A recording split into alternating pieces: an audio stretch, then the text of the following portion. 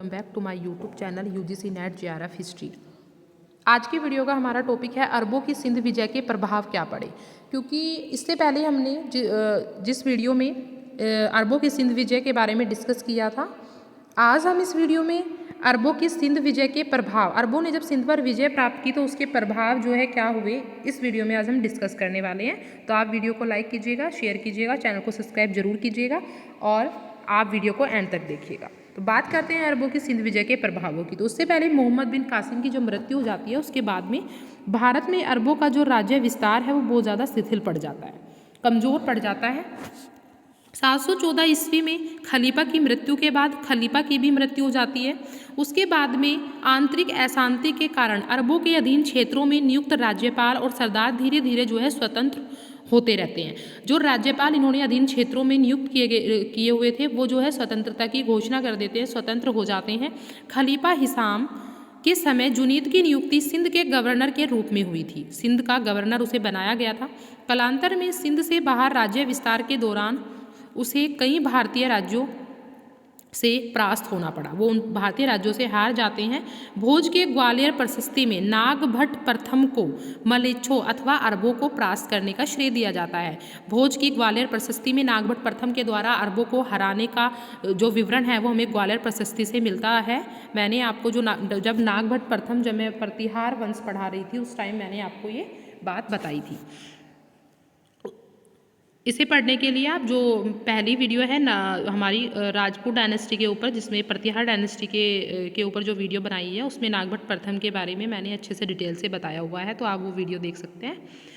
9वीं शताब्दी के अंत तक सिंध से खलीफाओं का नियंत्रण पूर्ण रूप से समाप्त हो गया था। सिंध में केवल 2 छोटी रियासतें मंसूरा और मुल्तान ही अरबों के नियंत्रण में शेष रह गई थी।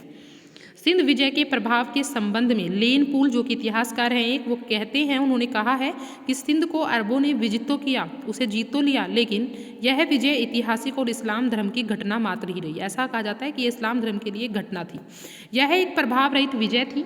अरबों ने अपने सिंध निवास के दौरान यह अनुभव किया कि भारतीय अद्भुत योग्यता रखते हैं। भारतीयों को प्रभावित करने के स्थान पर अरब निवासी खुद उनसे प्रभावित हुए, वो उनको प्रभावित नहीं कर पाए, जबकि भारतीय लोगों से वे खुद जो है प्रभावित हुए थे।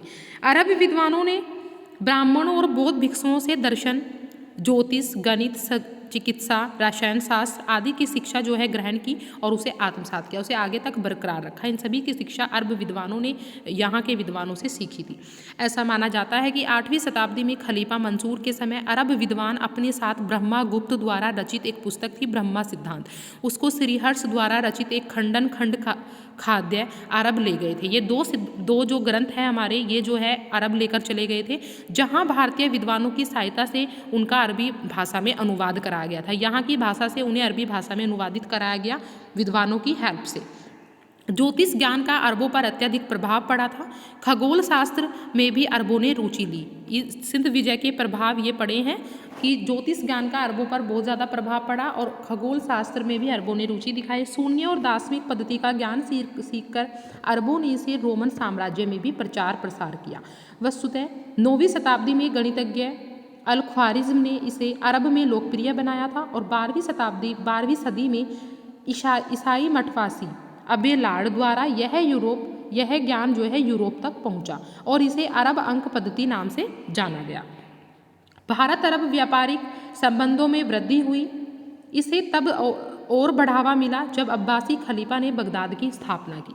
मुल्तान व सिंध में अरबी लोग स्थायी रूप से रहने लगे और करमतिया नामक एक नए संप्रदाय का उदय हुआ।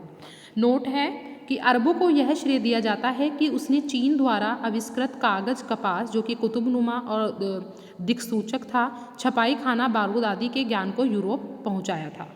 उन्होंने इन सभी चीज़ों को यूरोप तक पहुंचाया।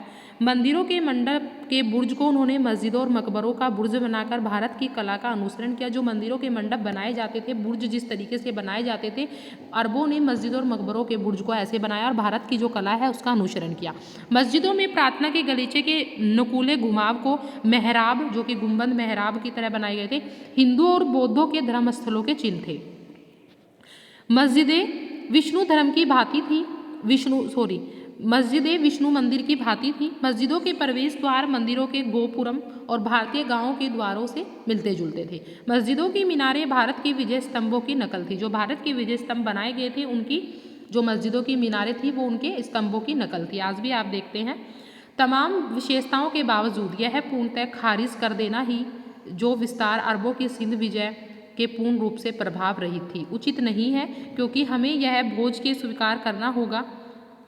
हम जो है ये स्वीकार करते ये हमें यह स्वीकार करना होगा कि अरब आक्रमण से भारत में इस्लाम धर्म का बीजारोपण हुआ। इस्लाम धर्म का जो है यहाँ पर बोलाबाला हुआ। सिंध में अत्यधिक संख्या में लोगों का धर्म परिवर्तन करके इन्होंने मुसलमान बनाया था। अरबों की सिंध विजय एक घटना मात्र क्यों है? ऐसा क्यों कहा जाता है? ये क्वेश्चन है काफ़ी कि अरबों की सिंध विजय जो है एक घटना मात्र क्यों है? अरबों की सिंध विजय कोई प्रभावशाली छाप न छोड़ सकी, क्योंकि जिस कारण कई इतिहासकारों के द्वारा इसे एक घटना ही माना जाता है, क्योंकि सिंध विजय के बाद अरबों को आगे और अधिक सफलता न मिल पाने के काफ़ी अन्य कारण थे, क्योंकि वे आगे तक सफल नहीं रहे, इसलिए घटना मात्र ही कही जाती है। जैसे कि क्या कारण थे कि उन्हें आगे सफलता नहीं मिल पाई? समय से पूर्व मोहम्मद बिन कासिम की मृत्यु। यदि वह जीवित रहता तो संभव था कि वह अपने अपूर्ण कार्यों को पूरा करता जो कि उसने सोचे थे। मोहम्मद बिन कासिम की मृत्यु के बाद में जो उसके साथी थे उनका उत्साह जो है बहुत धीमा पड़ गया था और अरबों का आगे राज्य विस्तार जो है बहुत ज़्यादा कमज़ोर पड़ गया। वो आगे राज्य का विस्तार अपने नहीं कर पाए। अरबों द्वारा सबसे पहले सिंध पर आक्रमण करने का निर्णय अदूरदर्शी था। उन्होंने सबसे पहले सिंध पर ही आक्रमण किया। ऐसा इसलिए क्योंकि सिंध जो है काफ़ी निर्धन राज्य था, इसलिए इन्होंने इस पर आक्रमण करने की कोशिश की पहले और फिर एक सफल आक्रमण भी किया। अरबों को सिंध विजय के बाद भी शेष भारत की विजय के लिए आवश्यक धन सामग्री प्राप्त न हो सकी कि जिससे वो शेष भारत की विजय भी प्राप्त कर सके। एक अन्य कारण ये भी है कि खिलाफत के लिए दो दलों का परस्पर संघर्ष था।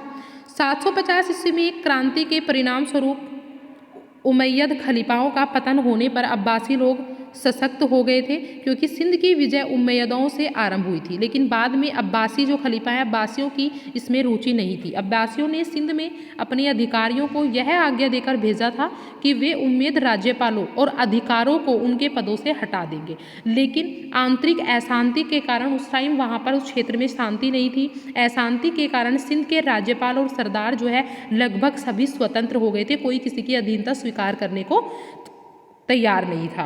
तो ऐसा जो है इसलिए अरबों की जो सिंध विजय है वो एक घटना मात्र ही कही जाती है। सो स्टूडेंट्स, आज की वीडियो में हमने सिंध की विजय के क्या प्रभाव पड़े ये हमने देखे। नेक्स्ट वीडियो में हम नेक्स्ट टॉपिक की बात करेंगे। तो तब तक के लिए अगर आपको वीडियो अच्छी लगी हो तो प्लीज़ वीडियो को लाइक शेयर कीजिएगा, चैनल को सब्सक्राइब जरूर कीजिएगा। Take care, have a good day.